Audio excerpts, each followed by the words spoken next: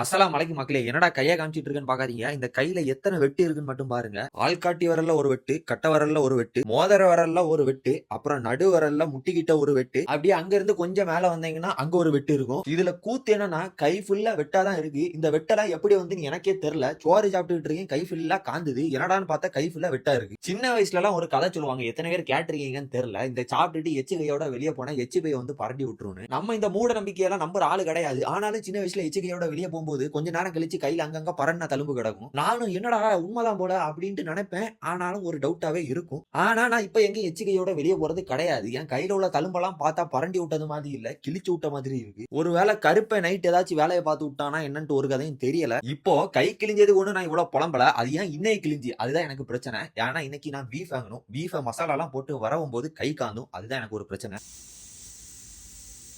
என்னல முன்னாடி வந்து உட்காந்து பார்த்துட்டு இருக்க? நான் உன்னை பொண்டாட்டியால இப்படி பார்த்துட்டு இருக்கேன். பீஃபு வெந்துட்டு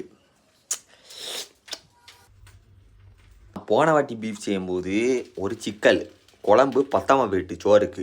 அதனால் இந்த வாட்டி அந்த சிக்கல் வரக்கூடாது. அதுக்கு என்ன பண்ணலாம்? என்ன வேணாலும் பண்ணலாம். நம்ம இப்போ என்ன பண்ண போகிறோம்னா, இந்த ரைஸ் குக்கரில் உள்ள எல்லா சோறையும் இதுக்குள்ளே தட்டி ஒரு கொலாப்ஸை போட போகிறோம். அப்படி எல்லாத்தையும் உள்ளே போட்டு கிண்டி இப்போவும் நைட்டுக்கும் சால்வு முட்டை வெந்துட்டு மக்கா பார்ல எப்படி இருக்குன்னு.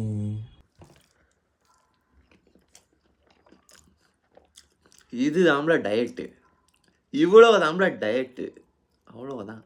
சாப்பிட்ட மயக்கத்துல அண்ணன் கொஞ்ச நேரம் மவுத் ஆயிட்டேன். எந்திரிச்சு பார்த்தா ஜிம்போ டைம் வந்துட்டு. இந்த பாக்குறீங்களே வானம், இது ஒன்னும் கலர் கிரேடிங் பண்ணது இல்ல. பெங்களூர்ல குளிர்காலம் வந்தாலே பூவும் இந்த கலர்ல தான் போகுது, வானமும் இந்த கலர்ல தான் ஆகுது. அப்படியே ஜிம் போயிட்டு வர வழியில ரொம்ப டயர்டு. தலைச்சேல வீட்டுக்கு வந்த உடனே எனத்தையெல்லாம வளர்த்தி இருக்கேன். ஃபாலோ பண்ணாத மக்களுக்கு தெரியாது, ஃபாலோ பண்ண மக்களுக்கு தெரிஞ்சிருக்கும் எனத்தையெல்லாம் வளர்த்துனேன்னு. இனியும் முடிச்சிருந்தா பிரச்சனையா இருந்தா மட்டையாயிட்டேன். வரட்டா ஒழுக்க முக்கிய மகளே.